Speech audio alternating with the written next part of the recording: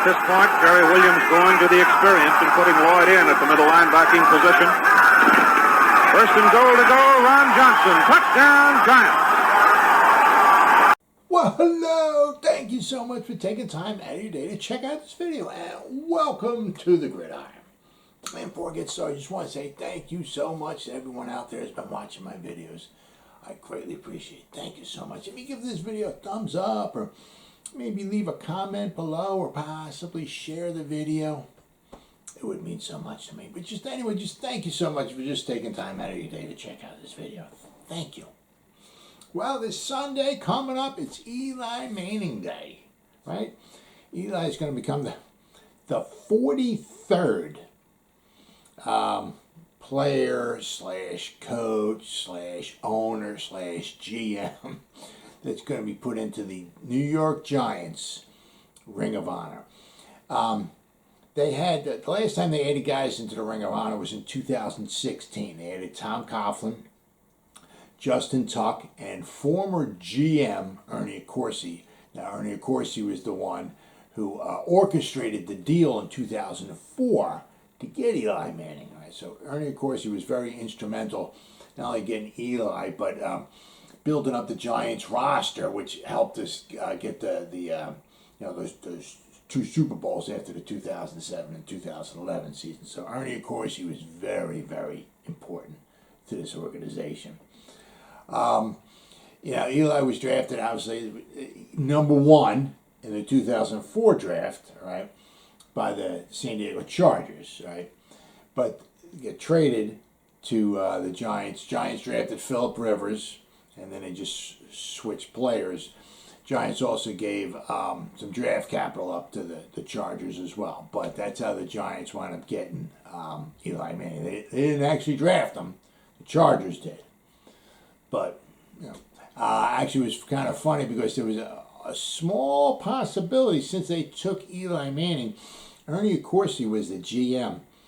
And he kind of thought that the Chargers may not be interested in trading away Eli Manning. And there was a possibility Ernie Accorsi was going to draft Ben Roethlisberger. He was, he had him. He wanted Eli Manning, all right? But if there was he found out that there was a good possibility he might be able to draft maybe Phillip Rivers and just trade picks and give him the Chargers some extra draft capital as well. But if the Chargers got Eli Manning, which they did, if there was nothing like going on or anything, Ernie Accorsi was going to draft Ben Roethlisberger. Very interesting, huh? Now, in 2004, the Giants started off 5-4. All right, and after 5-4, they decided to go with Eli. All right, we had Kurt Warner in there, future Hall of Fame quarterback. We went 5-4, and I'm not exactly sure why they pulled the trigger then, but they went 5-4, and they put Eli in there. And kind of, I don't want to say threw him to the dogs, but he didn't have a super spectacular first season. Now, all he managed to do was lose his first 6 games that he ever played in. Right? His first game, was, and this is the reason why I believe it's they're having Eli into the Ring of Honor and all this Sunday is because they're playing the Falcons. His first game ever was against the Falcons. So, now, as I said, in 2004, he lost his first 6 games. Finally, his 7th start, the Giants went 5-4. And by the time Eli got his first win, was the last game of the season, was on January 2nd, 2005. It was the new year. It was the last game of the whole season before the playoffs. It was Sunday night game. Actually, my son and I were there. It was a great game, very, very, very good game. It was Eli Manning's first win. Tiki Barber ran it in with like under a minute to go. The Giants won 28-24. Actually, the Giants, in that season, they were actually 5-2 at one point. All right, then they had close losses. They lost 28-21 to the Bears. Then they lost 17-14 to the Cardinals. So that put them at 5-4. and they just decided to put Kurt Warner on the bench and put out Eli. I mean, the Giants were 5-4. They still had a chance at making a playoff run, and they just threw the whole season away. But it was for the best, of course. Now, his first game, was on November 21st, right, 2004, against the Atlanta Falcons. Right. Now they lost that game 14-10. And Eli's stats were not really super spectacular. He was 17 out of 37 for 162 yards. He had one TD pass. His first TD pass ever was to Jeremy Shockey. He also threw 2 interceptions that game. His quarterback rating was a 45.1. Second game was against the Eagles. It got even worse. Against the Eagles, they lost. He was 6 out of 21 for 148 yards. No touchdowns, 2 interceptions. He got sacked 5 times. His quarterback rating was a 16.9. I think that's bad. This is one of the games that gets even worse, if that's possible. The next game, they lost to the Redskins. He was 12 out of 25 for 113 yards. No interceptions, no touchdowns. Quarterback rating is 60.9. Then we come to when he played the Ravens. He was 4 out of 18 for 27 yards. No touchdowns, 2 interceptions. His quarterback rating was a 0. So bad, they benched his ass and put Kurt Warner back in the game. I mean, that was a brutal loss. He learned real quick. Life in the NFL can be pretty brutal. And boy, I'll tell you what, the Ravens laid the smack of down upon his candy ass that day. I'll tell you what. Then the next game, was against the Steelers. It was head-to-head against Ben Roethlisberger. All right, the Steelers that season were really, really good. And this game was really, really, really close. A lot of scoring, but once again, the Steelers prevailed. The Giants lost. Okay, this was his 4th loss in a row. All right, his 5th loss in a row against the Steelers. But he went 16 out of 23, 182 yards. He had 2 touchdowns. He had 1 interception. His quarterback rating was 103.9. Okay. Then we played the Bengals for his 6th loss in a row. He lost a close one here by 1 point. He was 19 out of 37 for 201 yards. No touchdowns, 1 interception. His quarterback rating was a 56.3. The 201 yards was out of his 7 games he played. It was the only time he passed for over 200 yards in a game. He passed for 201 yards in a game in his loss against the Bengals. And the final game of the season, where he wound up winning, was home against the Cowboys. He was 18 out of 27. 144 yards, 3 touchdown passes, 1 interception. His quarterback rating was 101.5. Now, for the season, his rookie season, now you can complain and bitch and moan and groan and all that stuff about Daniel Jones. Well, Eli Manning was 1-6 his rookie season. Completed 48.2% of his passes. He threw 6 touchdowns, threw 9 interceptions. Quarterback rating was a 55.4.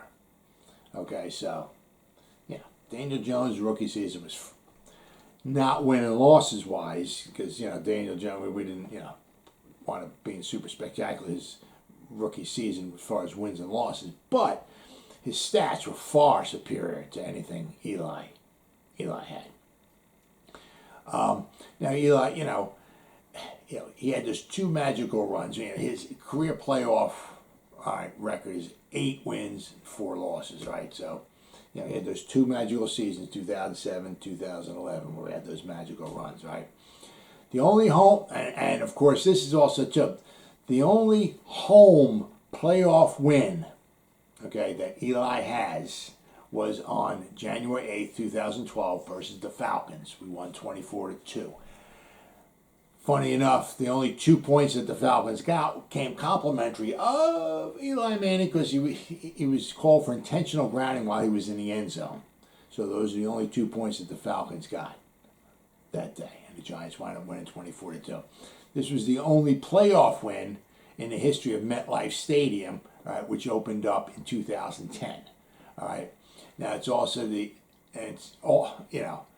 not only it's the only playoff win, but it's also the only playoff game, okay, in the history of the new stadium. Now, the stadium has been around since 2010. This is the 12th season for this history of this stadium. Right, we've had one playoff game in 12 seasons. Absolutely, unbelievably pathetic.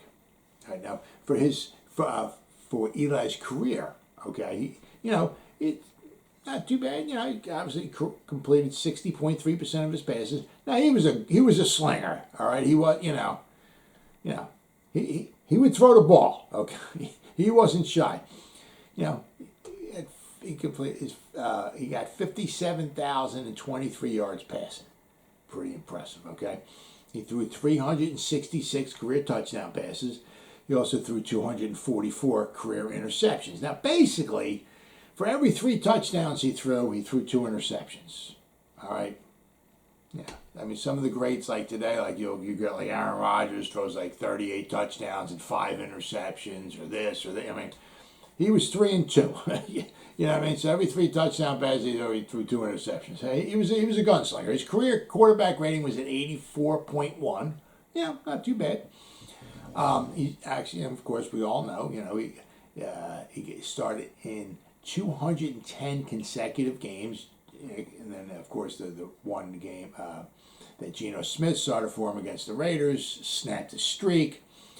Now, his 210 career games, okay, in a row, is third all time. Brett Favre started in 297 games in a row. Philip Rivers is 224. So Philip Rivers started in 14 more games consecutively, okay, than did Eli. Now, if, Ben the Brain dipshit McAdoo, okay, didn't bench him, all right, Eli would have had 5 more consecutive games in the 2017 season, right, because the Oakland game, there was 4 more games after that, so he would have had 5 more games there. Then he would have had all of 2018. He had played in 16 games there, so he would have had 5 from 17, 16 from 18, right? So that's 22 games. Then he played the first 2 games of 2019 and then they benched him and put in Daniel Jones. So he would have had 23 more consecutive starts. So he would have had 200, if it wasn't for dipshit Ben McAdoo, all right, he would have had 233 career starts now in a row. Now, if he had 233 career starts in a row, it's going to be tough to break that streak. I mean, when are you going to sit him and put in a rookie and you're going to wind up losing and you're going to wind up snapping that streak? Man, that'd be a tough call. But he possibly could have had 233 games in a row. Would have put him second all time. Would have put him ahead of Philip Rivers. But it is what it is.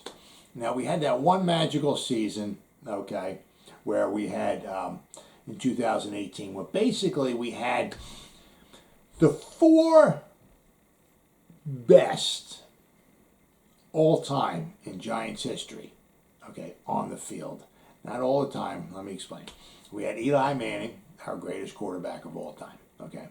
We had Saquon Barkley. Now, he may not get the numbers, okay, that Tiki Barber did. He may not get, if he keeps getting hurt, if we don't re-sign him and all that stuff. So, he may not ever get those numbers. But as far as talent, the moves, the quickness, the speed and all that stuff, he's better than Tiki, so we had Saquon, we had Eli Manning, we had Odell Beckham Jr., and we the year before in 2017 we drafted Evan Ingram. Now Evan Ingram, gets hurt, drops a lot of passes and all. What I'm just saying is he is like the biggest kind of mismatch as far as we've ever had talent tight end position, especially his talent, his speed. He can catch the ball. When he does catch the ball, when he catches it, he's he can be tough to catch. He's our biggest talent wise. I'm going to say, as I said, with size and speed and all of that, tight end that we've ever had. Right. So you had those 4 guys on the field at one time, and then you had Pat Shurmur calling plays, and we scored. We did pretty good. I think we averaged like 23 points per game. All right. The defense wasn't very good in 2018, but yeah, you can tell. I mean, Saquon had over 2,000 yards, total yards and all that and everything, and over 90 receptions. We had a wonderful, wonderful season, and then of course it all went, down from there. Now with Eli, as I said, we had those two magical seasons, 2007, 2011, when we wound up winning the Super Bowls. Things you'll never forget. We won 2007. We won the 3 games on the road in the playoffs. Right, we Tampa Bay, Dallas, and Green Bay. Then we went and we played in the Super Bowl and we beat the Patriots. 2011, we had the only home victory, right? And 2011 was against the Falcons. Okay, then we went on the road. We beat Green Bay. Then we went on the road and we beat San Fran. And then we played the Patriots once again in the Super Bowl and we beat them. Now, also, if you look since 2001, I just show you how kind of not a very good time period this is, from 2001 to 2021. It doesn't look like we're going to have a home playoff game this year either, the way things are going. So 2001 to 2021 is like basically 20 years. We've had one home victory in the playoffs, which wound up coming in 2011 season. So very, very, very, very difficult. So we've had from 2012, we've had one playoff appearance, which happened to be in 2016. All right. From 2013, okay, the last 8 seasons, we've had one winning season, which was 2016 as well. So we've had some long dry spells. Now, this is also comes to what Eli was saying. He said that, he enjoyed all the preparation, you know what I mean, and everything, prepping for the game and for the season and all that. But one of the things he said, he said it was, but the losing, the grind of it all, it's tough. It gets tough to get into that. He said the losses, they hurt. Okay, they affect your sleep, they affect your week, they affect your family life. He just said it just got to be just too much, and he just didn't look forward to it. As I said, basically 2012 we had a winning season, but you go from 2013 to the time he retired. Okay, after 2019, all right, we had one winning season. Basically from from 2012 till he retired in 2019, we went to playoffs one time and we got smoked. So it was just stuff was just wearing on the losing and no playoffs, and it just just wearing on you. One of the things was that you can kind of look at it as like I point the finger if you want at Jerry Reese. Our GM Ernie Accorsi was our GM up to 2006. 2007, okay, until it was Jerry Reese, okay, took over. So he took over until until they let him and McAdoo, all right, they both got canned, okay, before the end of the 17 season was over, okay. And one of the things that really hurt the Giants and which wound up hurting Eli was the drafts. Jerry Reese was not good at drafting. 2007, his first season, okay, Jerry Reese had a very, very good draft class. All of those guys, except for one guy, Adam Coates, he was a tackle. I think he played like one game that year. But other than him, all the guys that he drafted in 2007 helped participate in the Super Bowl run. All right, like Kevin Boss, huge. When Jeremy Shockey got hurt, we put Kevin Boss in there. Kevin Boss had a huge catch at the end of the first half in the playoff game against the Cowboys. We had two seventh round picks. Okay, our second 7th round pick was Ahmad Bradshaw. How unbelievably good was he? That was a fantastic pick. He put us into the playoffs. Second to last game of the season, we needed to win. We were in Buffalo. It was in the snow. I think we were winning 24-21. We were at our own 12-yard line. If we don't make it, we kick the ball back to Buffalo. Maybe they come back. Maybe they kick a field goal, going for a touchdown or something. Maybe we don't win the game. So it was late in the fourth quarter. It was about 6 minutes to go. And one thing was Ahmad Bradshaw. he was a rookie. He said, I think he said, he came into the game, he looked at the guys in the offensive line and said, yo, guys, just give me a hole. And I think it was Sean O'Hara. Looked at him and said, shut up, rookie. They gave him a hole. They were at their own 12-yard line. I still get goosebumps thinking about it. He took it to the house, 88 yards. Put the Giants up 31-21. Corey Webster, right after that, picked the pass off and ran it back to for a touchdown, and that was lights out. But the 88-yard run, I'll never forget that. Ahmad Bradshaw, snow was coming down in Buffalo. What a beautiful sight. But the 2007 was a good draft class, okay? But after that, they started getting few and far between. I mean, you can just look back in 2015. We drafted Eric Flowers, number 9 overall. I mean, our second round pick, Landon Collins, was far superior to Eric Flowers. 2016, we drafted Eli Apple in the first round, pick number 10. Sterling Shepard, second round pick, was far superior to Eli Apple. I mean, we just had some misses. A lot of the later round draft picks were not very good. I mean, like a lot of times when Jerry Reese would draft, you got 7 guys or something. It's like you're kind of hoping maybe 2 of them would be impactful. Yeah, maybe 3 or 4 might make the team, but a couple of guys that make the team, they're really, wasn't nothing major. You might, they said maybe the first rounder might make it and the second rounder wouldn't be good. Or maybe the first rounder stunk and the second rounder was good, But a lot of the later round draft picks he had were not very good. I mean, look at what Dave Gettleman's doing, okay?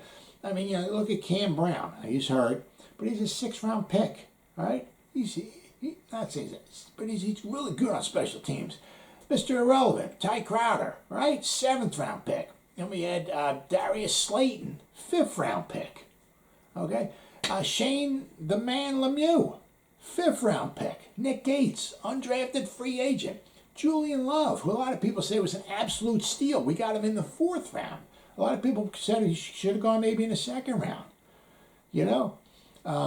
So, I mean, at least with Dave Gettleman, you got some, the first, 2nd round picks are all good, but we're getting some quality. Carter Coughlin, okay? Some guys that are, they're producing. That we're getting some production out of the later round guys, which is huge. We weren't getting that with Jerry Reese, and the cupboard just started getting bare. I mean, after guys we didn't sign guys, trade guys away, whatever. The guys would retire, guys who got hurt, like David Wilson. We drafted him in 2012. He got hurt. He only played a couple of years. He hurt his neck, and he never played. So the cupboard started getting bare. We weren't restocking it with good quality drafts, and a lot of that had to do with Jerry Reese. And that's another thing. That's why we just kept losing and losing and losing. We didn't make no playoff. We didn't get no winning seasons, no playoff wins, nothing. And that helped make Eli's decision to retire a lot easier. Now, if the Giants, going to pay the ultimate respect to Eli Manning, obviously they're retiring his number, they're putting him in the Ring of Honor, okay? But if they're going to show him the ultimate respect, if they're going to win a game, you go out and kick the tail off of the Atlanta Falcons this year on Sunday. You go out and you beat them. That'll show Eli the ultimate respect, which he certainly deserves. Well, as always, guys, thank you so much for taking time out of your day to check out this video. You guys stay safe out there and go Giants! Woo!